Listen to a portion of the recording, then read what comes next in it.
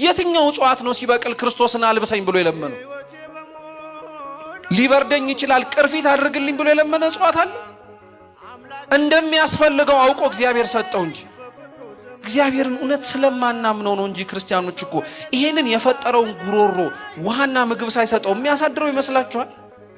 በፍጹም አያደርገውም እኮ። አዳምን ሊያድነው አዳምን ሊቤዠው ሰው የሆነው ጌታችን ኢየሱስ ክርስቶስ ከአዳም ዘር ሳይወለድ እኮ ከላይ ከሰማያት ወርዶ ስጋን ተዋህዶ የራሱን ስጋ ፈጥሮ እኮ መኖር ይችል ነበር።